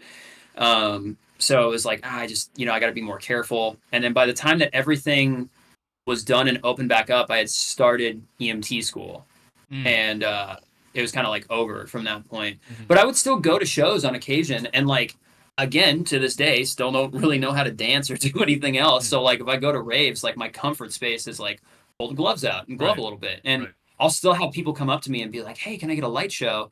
And there's still like one-off occasions where like there are people who will recognize me after they hear my Glover name, or Yeah. like they'll be like, "I've seen you in LVGL before," and I'll be like, "Yeah, I run it." That's sick. Like, um, but like it kind of got like more few and far between. And then recently it was very interesting like seeing a new crop of glovers who are out there and gloving and doing stuff.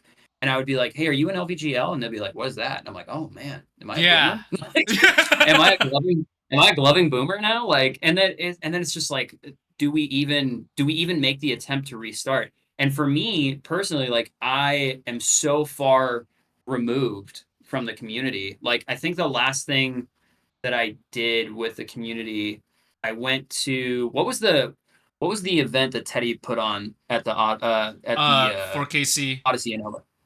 Yeah. was it the Odyssey Theater or whatever in LA? Like that was like Yoast it was it was like the Yoast Theater? Was it no, Yoast? it wasn't the Yoast. Oh, I don't think okay, it was the I Yoast, don't was it? remember. It was whatever Who big won? like Who ice. won? Well, Vex? good question. I think. Maybe I don't know, but it was like the last like big IGL in person tournament that they did in LA. I went to that and I competed in that, and it was a good time. I ran into so many people. Hung out with one of my really good buddies. Everybody knows and loves Merc. I Yeah. love that fucking idiot. So I got to hang out with him, and then like once that was all said and done, and it was good.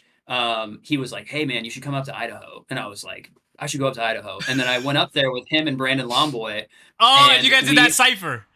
we did the I cipher, remember. and I then it was remember. like, and then it got posted in the chat, and I was like, "Damn, damn! I'm on a video in GL again, and it's got likes." But then Yeah. I was like, "I'm in a video with Merc and Lomboy." That's all I can so it was like maybe this isn't my reentry into gloving or whatever, but I don't know. Like I still flirt with it on occasion, but like I'm so far, like I said, I'm so far removed from it.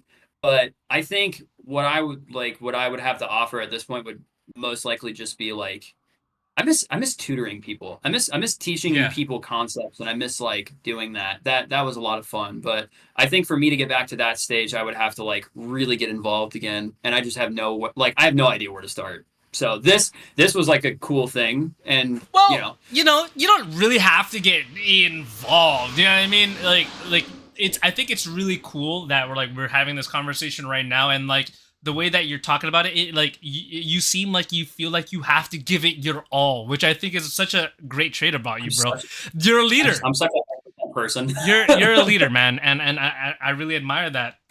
But like, if people like, I mean, it's not something you have to fully get like maybe you're like a man, you're a try hard, right? That's what you are. You're I a am. try hard. Oh yeah, I am, You dude. know, but I like that. I like the fact that you're thinking about just like teaching about teaching other people, because man, like people want to learn nowadays. Like like I'm sure you've seen me, in my posts, people who day one, like they look at it and like day one, then they want to learn, right? And I think in any way, shape, or form, if you're just teaching like the movements, like that's so cool. That's a win in my book.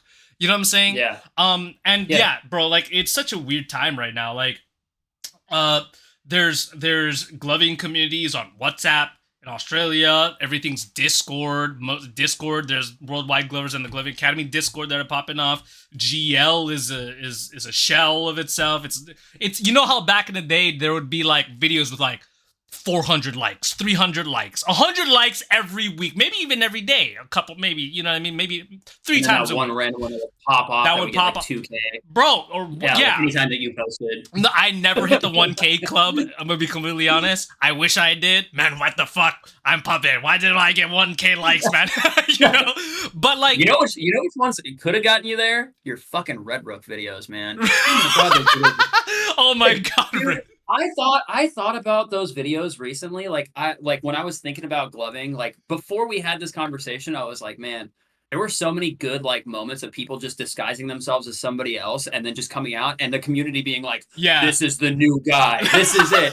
like Nemo. Like you were the first one to really pop that off. Like the Red Rook days were so and you played it off so well. For Everyone a was year, like, who's Red Rook? for Who's a Red year, Rook? bro, for a year. I missed those videos. I'm gonna go back and watch them play. Like, Please. I need to No. feel something again. Yeah, no, but dude, 100 plus like video nowadays on GL is rare, right? And I love what you said, like people, I mean, if you think about social media, right? Like everyone's on TikTok now, bro. Like everyone's on like Reels. I made a poll recently on like where people spend most of their time, like all like in the Glover's Academy Discord. People spend more of their time on YouTube. Like I'm like, okay, like wow, interesting. Like it's not Yeah. Facebook. All the boomers and millennials are on Facebook. All the Gen Z people, the future of gloving, they're on TikTok, bro. They're not on Facebook groups. So I think, yeah, it's a really odd time where all the attention is all over the place. And that's kind of the reason why I think like gloving.com is going to be like probably a new place where like people can like, it might start something new. I feel like maybe it's a little bit too late. I don't know. But who knows, right? Have you seen the whole gloving.com thing? Yeah, I mean, like I stopped in and I looked at it when Yeah. it was like first being founded, and like it looked like a cool idea. And I mean, like to this point, you're doing well, and it seems like it's successful. I, I think there's a sense of doomerism that I think that we both share because we've seen this community do this. Yeah. That it's like I am hesitant to put my eggs in any basket to Yeah. see like where community goes from this point. Like you kind Right. of have it. It's a very like lightning in a bottle esque moment. Like we've talked about a lot of Yeah. lightning in a bottle moments today, right? But Yeah. like I think that right, and like I think that this is probably another one of those spots where like we kind of have to let the younger generation decide where the next community centered idea for gloving is going to We'll be. put. And once that pops, then older guys who and girls who have been in the scene for some time can kind of start to take steps over there and be like, hey, here's some mistakes that we made along the way. Yeah. Like, Dude. try not to make those mistakes. Or like also, here's old concepts that we pulled from the dust. You can have these now. Yeah. Just make them into your own. And it feels like that's exactly what was happening. Like if you were to like look at like the graph of like gloving, right? Like gloving, right? Okay, started 2006, okay, 2011 and 12, right? You're at the kind of like the peak, Mhm. and it kind of, it kind of like lingers there, and then like GGN happens, right? And then fast forward, and then here's COVID. Here's Yeah. COVID. And like here COVID we are. Like destroyed here we are. I think we're like on this upward slope right now. I think so too. And Yeah. I think that there's enough passion in the scene and there's still like you can't take this away from gloving, right? This is the really cool thing about gloving, and you can get it with any type of flow, right? Mhm. But like poi has existed for millennia before it was even Mm. poi, when it belonged to its ancestral roots.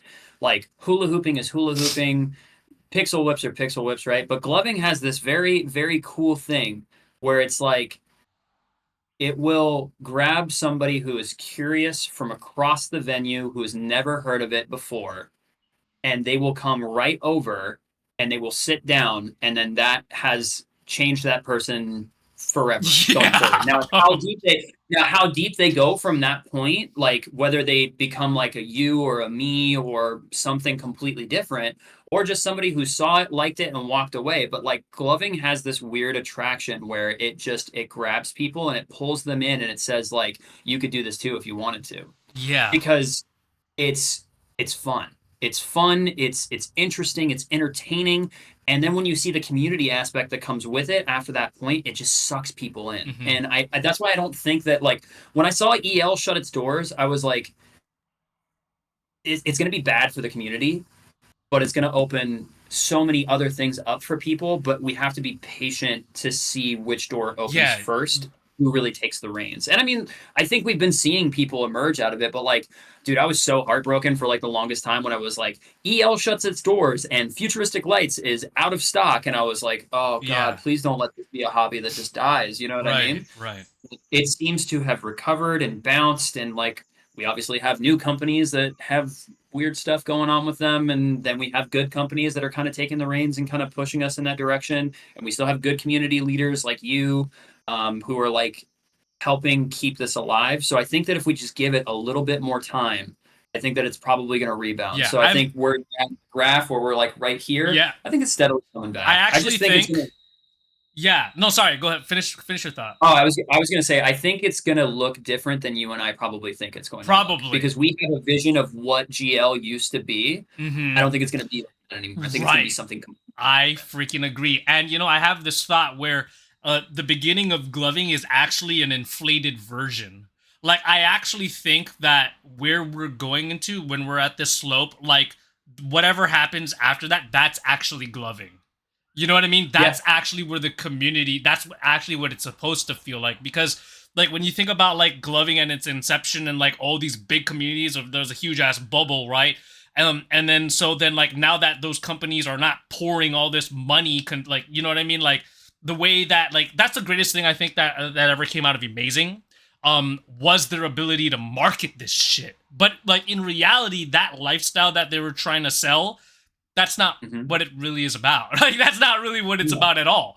And so right. like what we're feeling right now, we never really had like a long grassroots, like beginning. It was like very like the technology, there's a lot of money to be made. Boom, right? Like we explode this thing.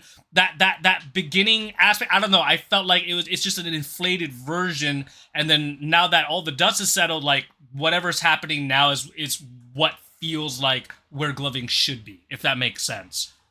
And what's interesting too is like for us older heads, like looking at gloving and how it developed when you think about how much like money was poured into it and stuff is like if we didn't like let's play the what if game, right? Like let's pretend that Brian Lim doesn't patent the LED chip, Dude. right? Oh, bro. Okay, so let's pretend that that doesn't happen to protect us from Chinese toy makers, which he never did, and they made them anyway. So let's say that that doesn't happen. How much crazier is the OSM project, Yeah. right? Like that had so much potential to be incredible, right? How much longer could Orbit have thrived? Yeah. Like there's because like I'm gonna get off my leftist soapbox here. Please. So because there was so much capitalistic greed in this community, which like it's understandable, right? Like it you saw a product, you saw a community, you saw a want and a need, so you filled that need, right? Great. But because of that greed, that capitalistic greed, which not a human-based need, it is just capitalism. Um, because of that greed, we stifled the ability of the community to grow on its own feet, right? Like on its Yeah. own two legs. But now that doesn't stand in the way anymore because we don't have this like monopoly of the industry anymore. Now Yeah. we have people that are just this is now a passion project, right? Yeah. And it's whoever's left on the field as the smoke and dust settles, where it's like, I love gloving, all I want to make is bulbs. Okay, now we have a bulb supplier. Yeah. I love gloving. I just want to figure out how to program these chips better. All right, cool, right? Like we start to see people step out and start to give us little bits that can kind of keep the community going. Yeah. And as long as that thought process, I guess, still kind of exists within the community, I don't think gloving is going anywhere. It's just that we're going to have weird periods of drought like we kind of have had for like the last few years. Yeah. So, like I said, I think that we're on the same page that like the way that this develops going forward is going to be completely different from how we've seen it before. But also, like, I think that the competition aspect of gloving is always going to be there, but it's going to have some redefining in the next few years. I feel Yeah. like just Yeah. because of the way that like Gen Z thinks about things like completely different than we think about them. And I can't wait to see like the Gen Z Glovers and the Gen Alpha Glovers when they come up, like how they're going to kind of change this scene and like be Mhm. like, I'm really good at light shows, you're really good at light shows. How do we like compare the two of these? Right? Like, does it have to be a scorecard or like is it just like a Yeah. free flow like type of thing? Or maybe we just start doing exhibitions, right? Like we Yeah. just pick like 7 or 8 of the best glovers and like we just like do like 7 or 8 shows back to back live for people. Like what does it look like? Like what's going to be the difference, right? And we all thought like meta for a minute was going to be like the next big thing for a light show. I remember everyone was like, dude, you're going to get a light show in virtual Dude, reality. And I'm that's what like, I'm thinking. That's what I'm wishing, bro. Like, I was like, I was like, okay, well, like, what if I just gave you a light show? you know, Like, like, I mean, I think maybe a big hint is in things like poi. Like maybe gloving will just be this thing that people will get into and it changes their lives and they meet new and amazing people and that's just it. Like, you know what I mean? Like, cause like let's look at poi. Like, I mean, I don't know anything about poi history, like where it's at now. I know, it started like in Polynesia. I don't know if I'm in Hawaii. I should know this. But like, I'm sure they still have like poi competitions and stuff like that. But then like, I feel like majority of the people who are in poi are doing it because it's art, right? They wanna flow, right? And that's look at hula. hula, Look at right? hula, right? Like we have hula competitions, but like what is hula actually supposed to be? Yeah, It's just art, expression, history, yeah. language. Like it's talking about all those things through an interpretation of dance, Yeah, right? And it keeps the history alive. it's So who's to say that? culturistic. Yeah, exactly. So like who's to say that that's not gloving for us, Yeah, right? Like who's to say that if it lasts for 20 more years, that there isn't a competition mindset, that it really is, like you said, it's just a community aspect that drives you to people that are like-minded like you. They see this thing, they want to do this thing, and then they just go for it, Yeah. right? Like that's always a possibility. Dude, I'm hyped, bro. Like, I don't know, this conversation made me super. It made me think, yeah, what is Gen Alpha gonna do with gloving? Yeah. Like, they're gonna have like lights all over the place, bro. Like, I did like an AI thing with gloving, and AI, like, if you ask like AI to make like a gloving picture, like they have like lights in like the weirdest fucking places. But I'm like impressed because I was like, well, yo, AI know what gloving is. Like they understand that there's LEDs at like your fingers, but then like the way that they make the LEDs like on the fingers, it's not like a chip. There's like, little indentations of light on a glove, and I thought like, whoa, maybe that's like Gen Alpha, Gen Z gloving, bro. And we've always had those conversations of do they have to be so bulky, like, right, Yeah, the fact that we I am never gonna not love the sets that I have, right? right. Like I love my 36s. I hold them to this day. I still have like a set of Chroma controls that I love. I have a set of Atoms that I love. But even the Atoms with the micros are big, right? Like they're Yeah, large. So like who's to say in the next 5 years we don't have something that's the size of a fingernail? Right? Like yeah, that changes your mobility, that everything. changes your ability to hit certain angles. Yeah, Like imagine lights that are just the size of your fingernails. yeah, And we yeah, can get yeah. there because microchip technology is starting to get to that point, and also Yep, power cell technology is starting to get to that point. So yep. like who's to say we're not there at that point, right? And like Oh to man. what you were talking about with AI, like where they had like lights on different places. We've had guys doing crazy stuff like that for years. I remember getting a light show from a dude who had impact lights hidden in his elbows. He had Yeah. he had a pure he had a pure white jacket, right? And I was like, why is this man like off like Was that weird? And he was Thumbsy? hitting these angles. What's up? Was it Thumbsy? Oh, it was Thumbsy. Dude, I just talked to him Yeah, so like I yeah. remember him hitting these like crazy angles where he's like I don't have good shoulders like that. I love tutting. Tutting is like my bread and butter, but like Yeah. he would hit these angles where he would pop his whole ass elbow like to the middle of his body. But like as he's popping it, he's hitting the impact light, and now I got this elbow impact light in my Yeah. in my eye, and I'm like, oh my god, I'm blind, but I love it. And then he's just like throwing like whips on the outside of it, and I'm like, what is happening right now? But Bro. like, yeah, like I think that gloving for us was so limited to just being in the gloves, and I feel like Yeah. there's a fine line where you lose the aspect of like being gloving, right? Like Mhm. there's so many people that have like put on a full LED suit and then had gloves on, and they're like Mhm. shuffling at the same time that they're like doing finger rolls, and it's Mhm. like, all right, that's not That's really not gloving. gloving. Yeah, but like, who's to say that you don't like have stuff in other places? Merc is one of like those types of people who like we had one competition in Vegas where he rocked double stacked lights on his middle fingers. Mm. So he had his regular set and another one facing downward like Yeah. this, and then a light on the back of the Yeah. the hand.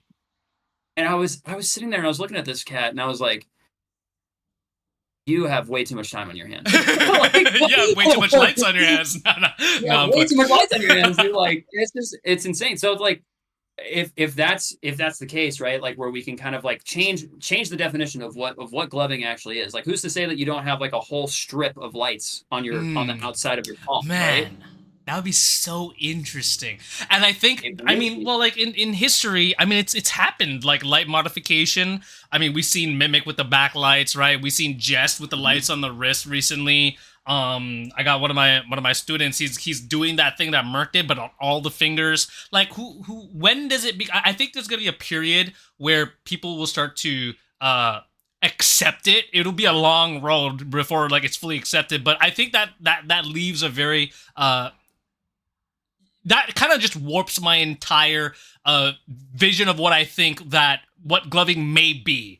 Right, it Right. surpasses and going past the chip and the diffuser and all that. That leaves it open to more technological advances. That leaves it more open to different companies coming in. Like big, hey, this is a new company. We're doing this now, and oh man, that just sounds really exciting, bro.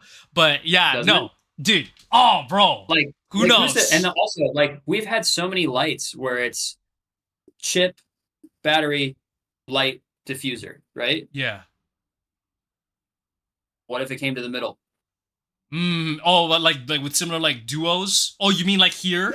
Yeah. Like what if the end of your instead of having it out at the end, it's Oh, right I here. see. Yeah, yeah. Oh, yeah. Like Interesting. there's so many possibilities that we got limited on because we were only working with the technology that was being pushed to us Right. at that time. And then once Amazing had the Right. patent on the chips, nobody can do anything after that point, Yeah. which is why I brought up like the OSM project. Like the OSM project could have been something really, really incredible, Yeah. right? So now that the field is open, like the more that this become a passion, the more that this becomes a passion project for people, the more that people are going to be able to experiment and then go out and figure out like, okay, how do I change this? How do I break it? Those are my favorite types of people in any type of field. It's not the question of how do I preserve this, it's how do I break it, right? Right. Like in Magic we do the same thing, right? We get a new card and we're like, okay, how do I make this undeniably broken, Yeah. right? Yeah.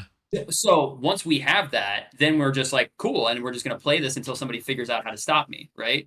And then we just get the next card and we do the same thing over and over again. So like, who's to say that somebody doesn't do that with chips? Who's to say somebody Absolutely. doesn't do that with whites, for instance? Like we've only known whites that go to here. Like who says that whites can't go down mid arm? Yeah. Like the rules are completely open now at this point, I and feel so. I'm Yeah. like I I'm agree. excited to see what happens going forward. And I wish I still had the like the drive to be really involved with this, but like as you get older, you just get sucked into so many other things in your life, and it's like I got to Yeah. focus on Real these life. projects. But like, Yeah. but yeah, the real life, not nerd stuff. So I'm like, I'm just over here like very excited to see where it goes. But I would be lying if I would say that like I didn't miss this a lot. This was such an integral part of my life for so long that like going to shows every once in a while, because I mean even raves, like I slowed down on raves, like maybe two a year, three a year. I haven't been to a fest since I worked EDC this year as a medical Mm. responder, which Oh, dude, wow. talk about an experience. That was like I've worked it as a vendor. I've gone three or four times, and then I now got to work it as like a medical professional. Dude, totally different side of EDC. Like Yeah. I everybody else that works at my company for my ambulance company, they're like, oh God, EDC's back again. I hate it. I was like, dude, I had the time of my life. Are you kidding me? Like How- this was I'm literally like, dude, like literally we had to drive into the crowd at one point to go get a girl oh, who was shit. we had to yeah so we had like a UTV mule, and like our job with me and my paramedic partner was just to we ran around the outside of the ring, right? Because all four of the med tents are set up on all four turns. So our job was to fetch and carry people from point to point and make sure that they were stable to and from, right? But if the foot teams with the wheelchairs that you always see with like the backpack and whatnot, if everybody's taken up, the cart teams have to go in and go get somebody, right? And so we got a call over the radio, and they're like, "Yeah, this girl's actively seizing." So we're like, Holy "All right." fuck. So I drive into the middle of the crowd, grab her and her boyfriend, and like you don't do medicine in crowds. Like that's not something that happens because people freak out, they want to help, and then helping turns into people arguing, and then now you have a brawl. So it was literally like, okay, she's seizing, grab, scoop, we're out, right? And then my partner's like giving a benzo in the back of the back of the mule. The boyfriend's freaking out. I'm trying to calm him down. I'm trying to drive through a crowd of like 15,000 people. And it was so rad. I wouldn't trade that Dude, experience for anything. you, It was you're like so enjoying the music at the same time trying to save this person's life. dude. I Fuck. literally, we had a guy who was ODing, and we brought him to the med tent, and the med tent was right next to Circuit Grounds, or was it Circuit Grounds or Base Pod? One of the two. I think it was Base Pod. So med tent two or three is like right by Base Pod, and I get out, and we're getting the guy into the thing, and I turn around, and I'm like, "Hey, that's sudden death." And my partner's like, who is that? Because he's like a Republican guy from like Arizona, has never been to a rave in his life. And I was just like, don't worry about it. So we take the guy in, and then he's doing the handoff, so I'm not needed anymore. So I just went outside and I stood on the roof of the UTV, and I'm like, yes, I'm dead. Bro, dude, that is so It was so funny. sick. Holy It was crap, so dude. sick. Oh Okay, man, so uh, yeah, no, amazing, bro. That sounds like it's like how can you not enjoy it, bro? You're at EDC, but like I'm trying to save this person's life. Let's go back to let's kind of end off uh closer to these last couple questions. Okay, I'll Yeah, talk about yeah, let's Vegas. go. Um, have you been keeping up with the Vegas community now? Like, do you know what's going on with what's happening with whoever's taking the reins of the Vegas community now? I heard a fellow, I think he goes by Primrose Christian, I believe is his name. He's kind of taking the reins now, and he like hosts like things in the like I forget if it was like a flow thing, but apparently he's kind of taking the lead now in the whole Vegas scene. And dude, more power to him because Yeah, it wouldn't it a lot of us on FJ, we are so far down the line when it comes to like adulting that it's like yeah, we just don't have the time, you yeah, know? And I wish, but it's just not there. But I would periodically check in like once every few months just because we were having a problem with people adding people who were just like spamming marketing for like yeah. things that are not related to gloving or raves at all. I know what So I would that have to is. go I in know and what that is. like Yeah. remove people and remove posts and stuff. I honestly probably need to get back on top of that, but kind of knowing that like the new generation doesn't even really care about LVGL, it's like I kind of feel like it might fold in the next couple years, which is totally Yeah. fine. I'm cool with just like washing it away. You know what I mean?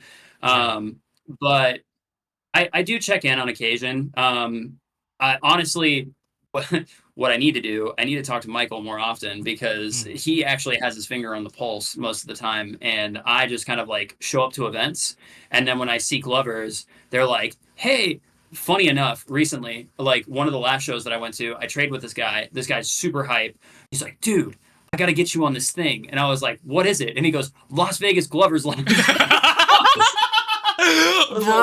I was like, yeah, what's that like? What do you guys do over there? Just like hammed it up for a minute, and then I was like, look at the mod. Just Oh look at my the mod. god, bro.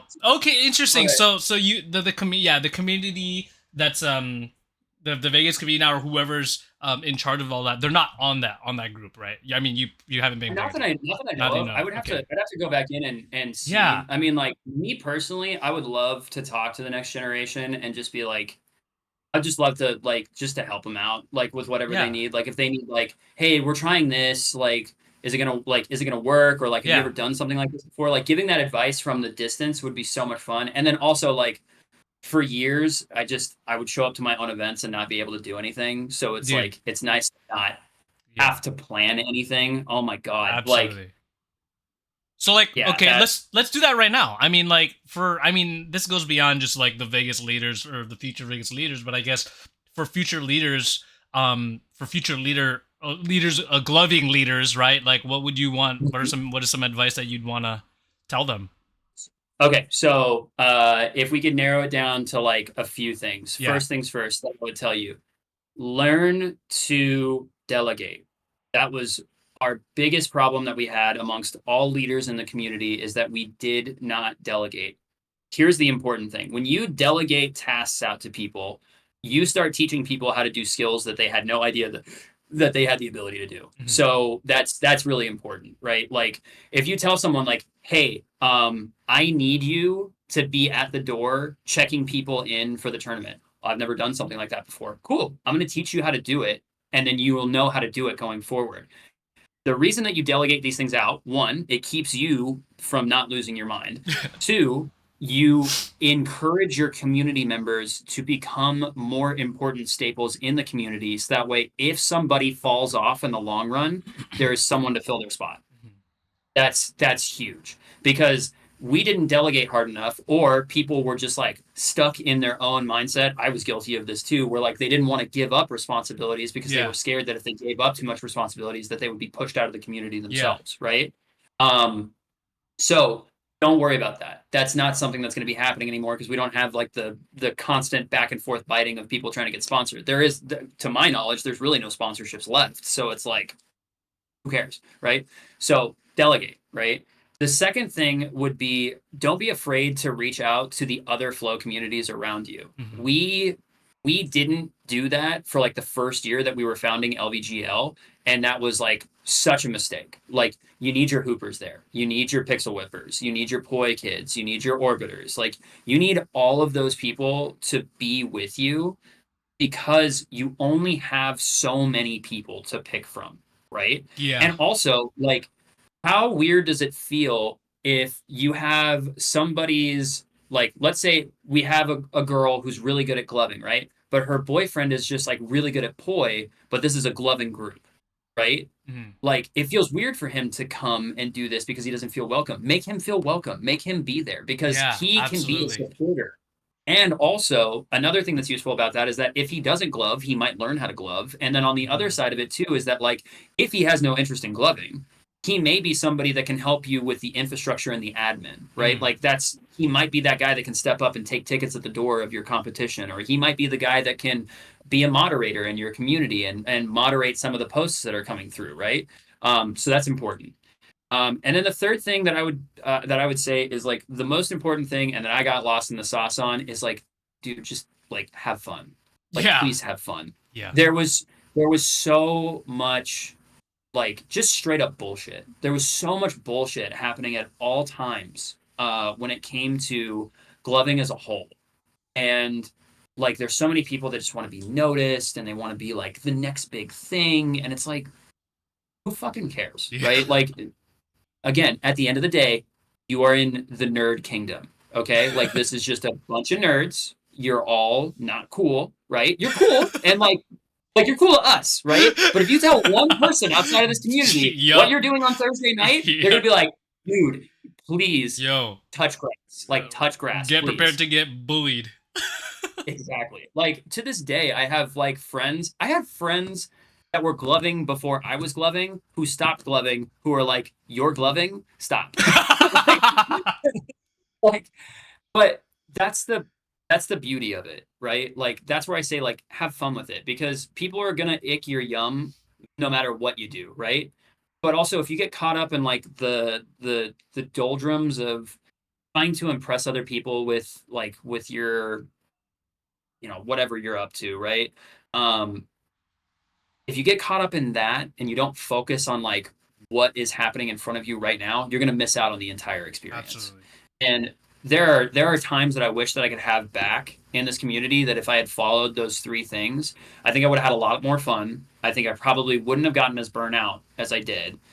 And I don't know, maybe I would still be more involved, but I'm very excited to know that there is people to take the spot because that Yeah. was one of the main things that I talked to my teammates about was like, dude, somebody else has got to take the reins because I'm just burnt.